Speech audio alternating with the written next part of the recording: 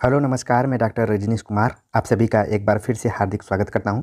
हिंदी साहित्य का सरल इतिहास डॉक्टर विश्वनाथ त्रिपाठी की बुक पर हम जो नोट्स की सीरीज चला रहे हैं उसमें आज हम बातचीत करेंगे रीति सिद्ध कवियों के ऊपर।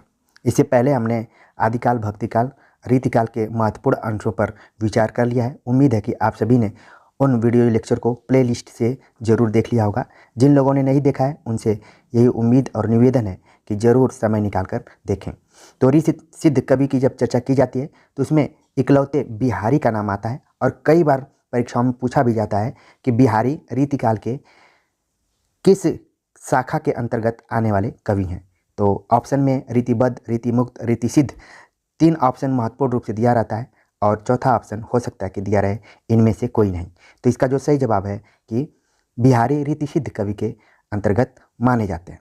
अब रीति सिद्ध क्या है, रीतिबद्ध क्या है, रीति मुक्त क्या है? जब हमने रीतिकालीन कवियों की धाराओं पर बातचीत किया था, शाखाओं पर बातचीत किया था, तो उसमें पूरा क्लियर करने की कोशिश की गई थी कि रीतिबद्ध जो कि परंपरा से चली आ रही कविताओं के लिखने की जो शैली थी वो थी।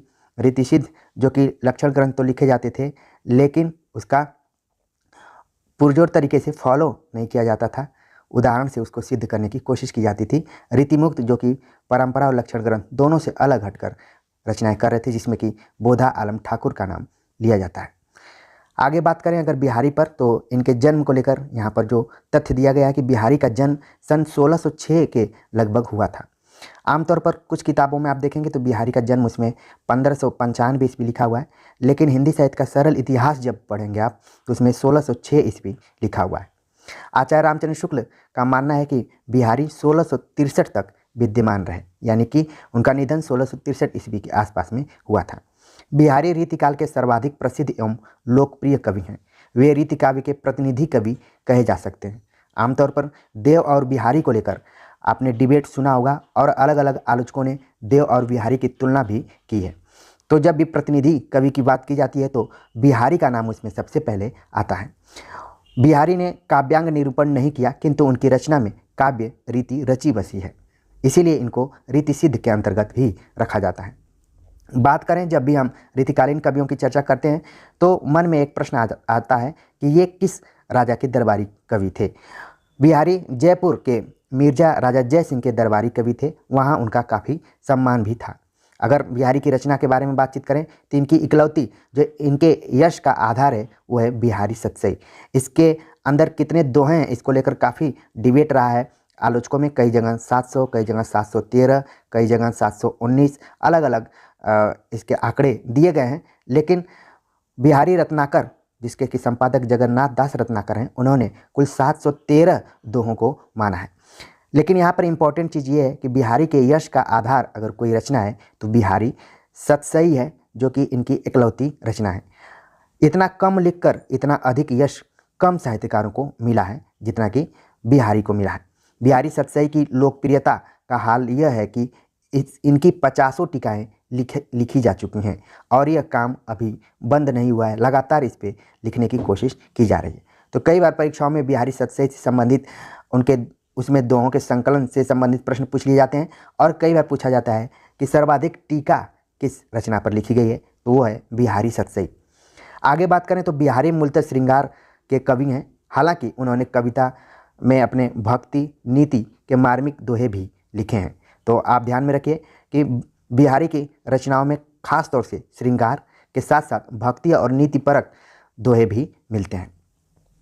बिहारी के श्रृंगारी दोहों में सामंती जीवन का वैभव विलास ही नहीं चित्रित है, वे सामान्य गृहस्थ के दैनंदिन जीवन के भी सरस चित्र खींचते हैं। ये इंपॉर्टेंट है। अगर बिहारी की काव्यगत विशेषताओं को ध्यान में रखा जाए तो बिहारी ने जिन श्रृंगारी दोहों की रचना की थी उसमें सामंती जीवन का वैभव विलास का वर्णन तो किया ही था, साथ ही उन्होंने सामान्य गृहस्थ के दैनिक जीवन का भी बड़ी ही सरसता से वर्णन किया है, उसका चित्र उन्होंने खींचा है। तो वो सामान्य गृहस्थ जीवन क्या रहे हैं जिसमें उन्होंने खासतौर से देवर, भाभी, जेठ, ननद, सास, पड़ोसिन, वैद्य, ज्योतिषी, खेत, बाग, सरोवर सबके संदर्भ में श्रृंगार के रस, श्रृंगार से संबंधित उन्होंने वर्णन किया है, श्रृंगार के चित्र खींचते हैं।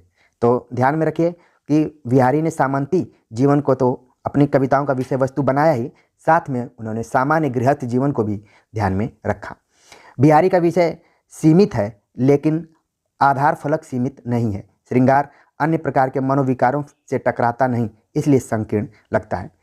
आगे जो खास विशेषता बिहारी के बारे में बताई जा रही है, कई बार ऑब्जेक्टिव परीक्षाओं में पूछ लिया जाता है कि बिहारी बहुज्ञ थे, यानी कि बहुत जानकार थे, उनको ज्ञान की कमी नहीं थी। उन्होंने अपनी विस्तृत जानकारी का उपयोग अपनी रचनाओं में किया है। एकाध दोहों में उन्होंने सामंतों को ठीक मार्ग पर चलने या नीति के पालन का उपदेश भी दिया है। ये उस तरफ संकेत करने की कोशिश की जा रही है जहाँ पर नहीं मधुर नहीं विकास ही काल, अली कली ही सो बधिए, आग कौन हवाल जैसे दोहों की तरफ संकेत किया जा रहा है।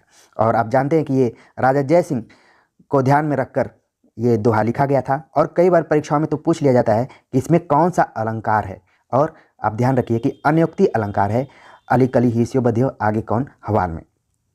अगर बात करें कि बिहारी के कविताओं में अनुभवों के विधान से भाव की व्यंजना में निपुणता है, यह उनका प्रिय कौशल है। इसके लिए वे नायक नायिकाओं की चेष्टाओं का वर्णन निहायत सधे ढंग से करते हैं। इस बहुचर्चित दोहे में उनकी यह निपुणता देखी जा सकती है। हालांकि जिस दोहे को मैं बोलने जा रहा हूँ उससे पहले एक दोहा है, कहत नटत रीझत खीझत मिलत खिलियत लज्जात, भरे भवन में करत हैं नैनन ही सो बात। तो उन्होंने बड़े सरलता से चित्र खींचने की कोशिश की है। हालांकि जो यहाँ पर दोहा दिया गया है उसको देख लेते हैं। बतरस लाल की मुरली धरी लुकाए, सौ करे भवन हंसे दैन कहे नटी जाए। तो आपके सामने एक चित्र भी उपस्थित हो गया होगा।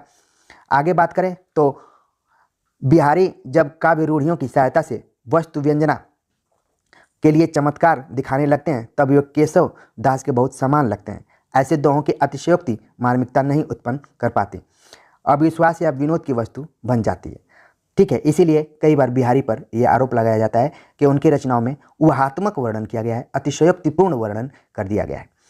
तो जहाँ पर यह अतिशयोक्ति मार्मिकता नहीं उत्पन्न कर पाती बल्कि वो हास परिहास, अविश्वास और विनोद की वस्तु बन जाती है।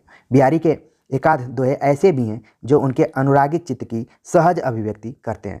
जैसे उदाहरण के लिए देखा जाए, सघन कुंज छाया सुखद, शीतल मंद समीर, मन हवे जात अर्जी वह वा जमुना के तीर। लेकिन यह निर्लंकित बिहारी के यहाँ दुर्लभ है। वे मूलतः उस दरबारी विदग्धता के कवि हैं जो उस समय हिंदी और उर्दू दोनों भाषाओं के साहित्यों के सामांतरित कवियों के यहाँ मिलती है। यानी कि रीतिकालीन जितने भी कवि रहे हैं जो कि किसी न किसी राजा के दरबारी कवि रहे हैं, तो अगर अलंकृत प्रधान कविताओं की बात की जाए तो बिहारी उसमें से मूलतः उस दरबारी विदग्धता के कवि हैं जिस समय हिंदी और उर्दू दोनों भाषाओं के साहित्यों के सामंत दरबारी कवियों के रूप में जाने जाते थे। तो खासतौर से इस कोटेशन को आप ध्यान में रख सकते हैं। हो सकता है इतना दूर से पूछ लिया जाए कि वे मूलतः उस दरबारी विदग्धता के कवि हैं जो उस समय हिंदी और उर्दू दोनों भाषाओं के साहित्यों के सामंत्रित कवियों के यहाँ मिलती है। तो इस तरीके से हमने बिहारी के ऊपर बातचीत की जो कि रीतिसिद्ध कवि के अंतर्गत आते हैं, और उनकी कविताओं के बारे में, उनकी काव्यगत विशेषताओं के बारे में हमने बातचीत किया, उनकी जो मुख्य रचना है बिहारी सतसई के बारे में और उसकी विषय वस्तु क्या रही है। उम्मीद है कि आज का ये वीडियो लेक्चर आपके बेसिक नॉलेज के लिए अच्छा लगा होगा। कमेंट्स कर जरूर बताइए। मिलते हैं एक नए टॉपिक के साथ, तब तक के लिए नमस्कार।